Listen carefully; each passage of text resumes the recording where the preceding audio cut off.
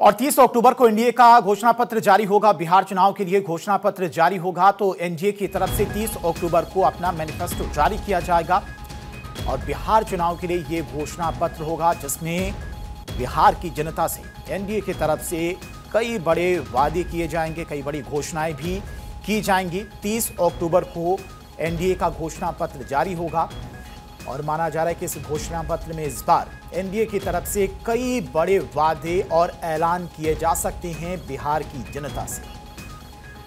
और political expert Aditi नागर हमारे साथ जुड़ गई हैं। अदिति, 30 अक्टूबर को एनडीए का घोषणा पत्र जारी होगा और इस घोषणा पत्र पर इस बार भी सबसे ज्यादा नजर रहने वाली है क्योंकि एनडीए सत्ता में थी और इस बार सत्ता में वापसी के लिए एनडीए की तरफ से कौन कौन से वो बड़े वादे किए जाते हैं बिहार की जनता से। हालांकि कई घोषणाएं पहले भी जो लागू की गई हैं, चाहे वो फ्री बिजली की बात हो या फिर महिलाओं के खाते में 10-10 हजार रुपए भी ट्रांसफर कर दिए गए, लेकिन अब मैनिफेस्टो में क्या क्या बड़े वादे होंगे ये देखना होगा। बिल्कुल, देखिए, जो जनता है वो यही इंतजार कर रही है कि दरअसल वो किसको जिताएं और किस वजह से जिताएं। और देखिए, जो एक बेसिक मूलभूत बात ये है कि पलायन कम करके नौकरियां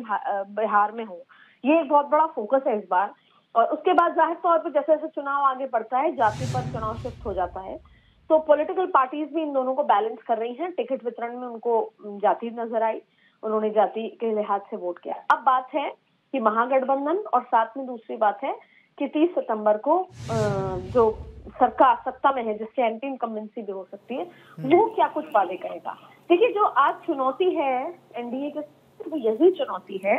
कि वो लगभग 20 साल से सत्ता में है और अब जब वो ये बात करते हैं कि विकास होगा तो केवल महिलाओं के खाते में पैसे देने के अलावा या मखाना बोर्ड बनाने के अलावा या केंद्र की तरफ से योजना आने के अलावा मूलभूत कोई भी बदलाव नहीं हुआ है साधारणतः देखें तो जाहिर तौर पे जो मैनिफेस्टो है उसमें आपको बीजेपी की झलक ज्यादा नजर आएगी, डबल इंजन की सरकार की झलक नजर आएगी और जो एक मूलभूत चीजें हैं, चाहे फिर महिला सशक्तिकरण खास तौर पे और किस तरीके से पिछड़े वर्ग को और मजबूत किया जाए। अब जैसे नौकरियां की बात कही है कि घर घर में नौकरियां होंगी, जो कि सामान्यतः संभव नहीं है, लेकिन उसकी काट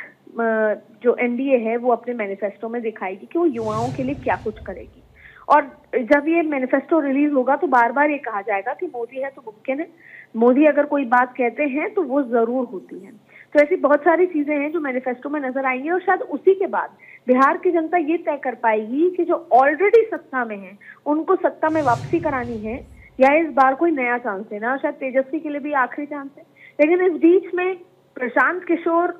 किस तरीके से आड़े आते हैं, एआईएमआईएम कैसे आता है, तो जाहिर तौर पे हर वर्ग ये सोचेगा कि हमारे लिए कौन सी पॉलिटिकल पार्टी सबसे अच्छी बात कर रही है। और कहीं ना कहीं एनडीए के लिए अच्छी बात है कि अभी अभी 10,000 रुपए भेजे हैं, तो कहीं ना कहीं महिला और उनके परिवार में ये तो है कि अगर बोलते हैं तो करेंगे जरूर। जो आपने हरियाणा में देखा, उसका विपरीत आपने झारखंड में देखा कि महिलाओं के जो सरकार ने खाते में भेजा तो उन्हीं को जेएमएम को जिता के लेकर आए। तो बहुत प्रोज एंड कॉन्स हैं, लेकिन जाहिर तौर पर पूरी बिहार की नजर इस पर टिकी हुई है कि आखिरकार सत्ताधारी पार्टी या विपक्ष दोनों में से बेहतर कौन सत्ता में आएगा तो दे पाएगा, क्योंकि जनता को पता है कि उसका 50% भी शायद संभव नहीं हो पाएगा, लेकिन 50% में भी क्या हमारे जीवन को बेहतर बना सकता है, उसी पार्टी को हम सत्ता में लेकर आएंगे। ठीक है दीदी, बहुत बहुत शुक्रिया आपका तमाम सारी जानकारी के लिए।